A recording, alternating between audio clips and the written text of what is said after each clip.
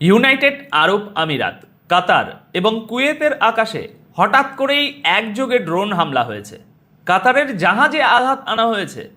অন্যদিকে ঠিক এই উত্তেজনার মাঝেই পাকিস্তান হয়ে ডোনাল্ড ট্রাম্পের কাছে পৌঁছে গেছে ইরানের একটি চরম বার্তা।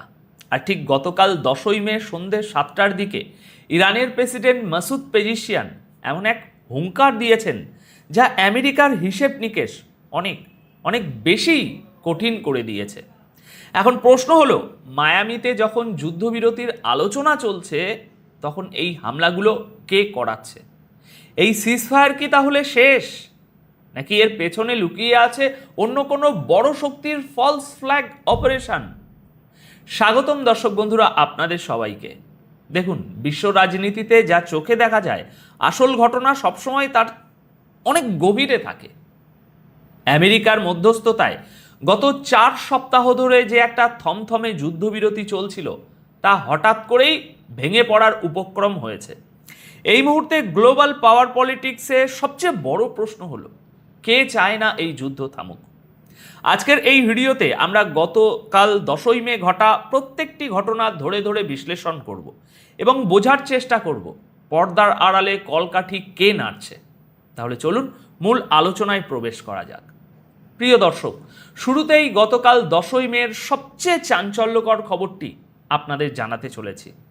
গতকাল হঠাৎ করেই একাধিক আরব দেশের উপর একযোগে ড্রোন হামলা হয়েছে। ইউএইর প্রতিরক্ষা মন্ত্রণালয় একদম পরিষ্কার ভাষায় নিশ্চিত করেছে যে তারা তাদের আকাশ সীমায় 2টি ড্রোন সফলভাবে ইন্টারসেপ্ট করে ধ্বংস করেছে। ইসরায়েলি সোশ্যাল মিডিয়া হ্যান্ডেলগুলো থেকে এই ড্রোন ধ্বংসের ভিডিও খুব দ্রুত ছড়ানো হচ্ছে এবং তারা দাবি করছে যে এই ড্রোনগুলো ইরানের তরফ থেকে এসেছে এবং ইরান নিজেই এই যুদ্ধবিরতি ভাঙতে চাইছে। কিন্তু দর্শক, এখানে একটা জিনিস আমাদের খুব লজিক্যালি বুঝতে হবে। যখন মায়ামিতে শান্তি আলোচনা চলছে তখন ইরান কেন হঠাৎ করে আরব দেশগুলোতে হামলা করে পুরো পরিস্থিতি নিজেদের বিরুদ্ধে নিয়ে যাবে? অনেক অভিজ্ঞ বিশ্লেষক এবং ব্যক্তিগতভাবে আমিও মনে করি এটি একটি ফলস ফ্ল্যাগ অপারেশন হওয়ার সম্ভাবনা প্রবল। অর্থাৎ এমন কোনো তৃতীয় পক্ষ এই কাজ করছে যারা চায় না আমেরিকা এবং ইরানের মধ্যে কোনো ধরনের চুক্তি হোক।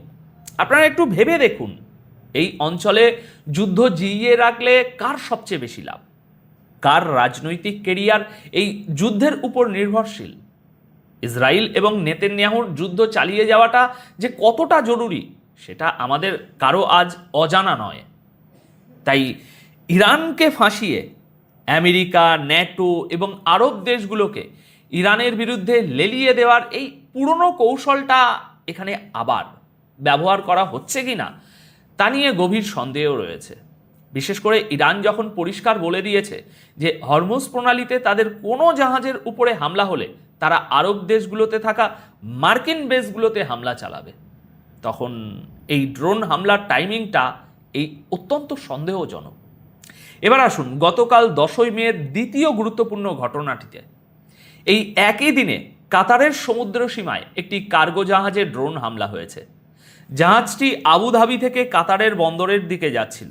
কাতারের প্রতিরক্ষা দপ্তরের মতে হামলায় জাহাজে আগুন ধরে গেলেও তা দ্রুত নিয়ন্ত্রণে আনা হয় এবং বড় কোনো ক্ষয়ক্ষতি ছাড়াই জাহাজটি গন্তব্যে রওনা হয়।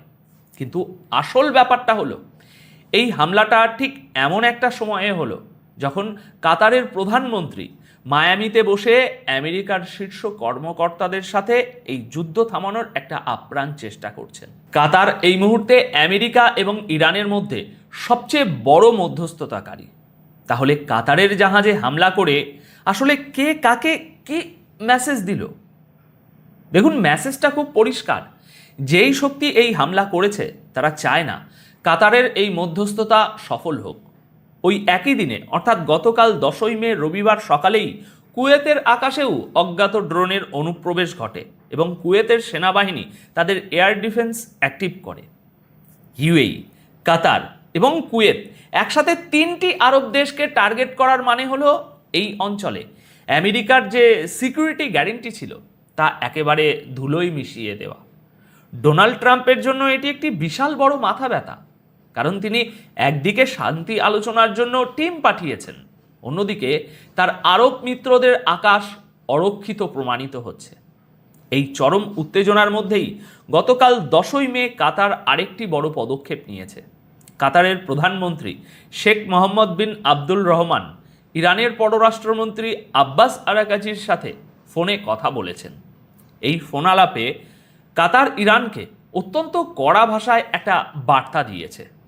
কাতার পরিষ্কার বলেছে যে হরমুজ প্রণালীকে কোনোভাবেই যেন প্রেশার টুল হিসাবে ব্যবহার করা না হয়। কাতার ইরানকে সতর্ক করে বলেছে এটা আগুন নিয়ে খেলার শামিল।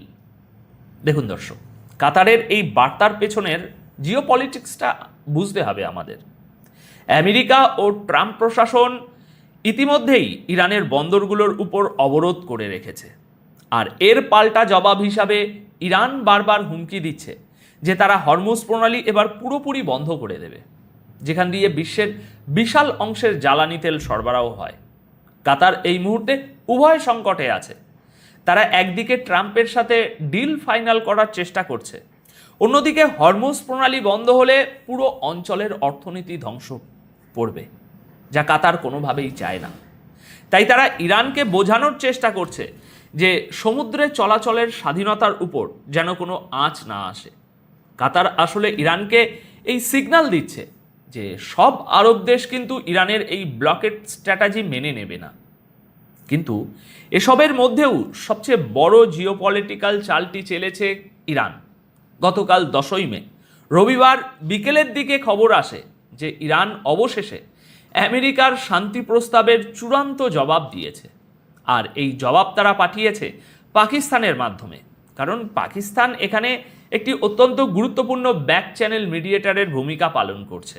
দেখুন, ইরানের বার্তাটি অত্যন্ত তীক্ষ্ণ এবং প্র্যাকটিক্যাল। ইরানের নিউজ এজেন্সি ইরনা এবং ইসনা বরাতে জানা গেছে তেহরান ট্রাম্প প্রশাসনকে সাফ জানিয়ে দিয়েছে যে এই মুহূর্তে সমস্ত আলোচনা শুধুমাত্র যুদ্ধ সম্পূর্ণভাবে বন্ধ করা এবং পারস্য উপসাগরে জাহাজের নিরাপত্তার গ্যারেন্টি দেওয়ার মধ্যেই সীমাবদ্ধ থাকতে হবে। আমেরিকার মূল লক্ষ্য ছিল ইরানের নিউক্লিয়ার প্রোগ্রাম নিয়ে নতুন করে চুক্তি করা, কিন্তু ইরান তাদের 14 দফা প্ল্যানের জবাবে বলে দিয়েছে পারমাণবিক ইস্যু নিয়ে পরে কথা হবে, আগে যুদ্ধ থামান। এই শর্তটি ট্রাম্পের জন্য মেনে নেওয়া খুব কঠিন, কারণ আমেরিকা চায় একটা প্যাকেজ ডিল, আর ইরান বলছে আগে আমাদের বেঁচে থাকার এবং নিরাপত্তার গ্যারান্টি দাও। দর্শক, ইউএই এবং কাতারে যখন ড্রোন হামলার নাটক চলছে, ঠিক সেই মুহূর্তেই ইরানের এই পজিটিভ কিন্তু শর্তযুক্ত জবাব প্রমাণ করে যে ইরান ডিপ্লোম্যাটিক টেবিলে বল এখন আমেরিকার কোর্টে ঠেলে দিয়েছে। আর এই পুরো পরিস্থিতিকে একটি ক্লাইম্যাক্সে নিয়ে গেছেন ইরানের প্রেসিডেন্ট মাসুদ পেজিশিয়ান। গতকালকেরই খবর, 10ই মে রবিবার সন্ধ্যা আনুমানিক 7টার দিকে তিনি এক্সে একটি অত্যন্ত কড়া পোস্ট করেন। এই পোস্টটি ছিল মূলত আমেরিকার জন্য একটি ক্লিয়ার কাট মেসেজ। পেজিশিয়ান পরিষ্কার লিখেছেন যে আমরা শত্রুর সামনে কখনো মাথা নত করব না। তিনি অত্যন্ত সাবলীল ভাষায় বুঝিয়ে দিয়েছেন যে ইরান যদি আলোচনার টেবিলে বসেও তার মানে এই নয় যে তারা স্যারেন্ডার করছে বা ভয় পেয়েছে। আলোচনার মূল লক্ষ্য হলো ইরানি জাতির অধিকার এবং স্বার্থ রক্ষা করা। দর্শক, এই বার্তার গভীরতাটা একটু বুঝুন। একদিকে আইআরজিসির মিসাইলগুলো আমেরিকান বেসগুলোর দিকে তাক করা আছে, অন্যদিকে পাকিস্তান হয়ে আমেরিকার কাছে শান্তি চুক্তির শর্ত পাঠানো হয়েছে, আর তার পরপরই প্রেসিডেন্ট নিজে সোশ্যাল মিডিয়ায় এই হার্ডলাইন স্ট্যান্ড নিচ্ছেন। এর মানে হলো ইরান গুড কপ ব্যাড কপ খেলছে। তারা আমেরিকাকে বোঝাতে চাইছে যে আমরা যুদ্ধ শেষ করতে চাই ঠিকই, কিন্তু তোমরা যদি মনে করো অবরোধ আর ড্রোন হামলার ভয় দেখিয়ে আমাদের দুর্বল করবে, তবে সেটা তোমাদের মহা ভুল ধারণা। এখন এই পুরো ঘটনা প্রবাহ বিশ্লেষণ করলে এটা দিনের আলোর মতো পরিষ্কার যে মধ্যপ্রাচ্যের এই দাবার বোর্ডে কেউ একজন খুব সূক্ষ্মভাবে চাল চালছে যাতে আমেরিকা এবং ইরানের মধ্যে কোনো সরাসরি চুক্তি না হয়। ইউএই, কাতার আর কুয়েতের ড্রোন হামলাগুলো আসলে সেই চুক্তিতে জল ঢেলে দেওয়ারই একটা চেষ্টা।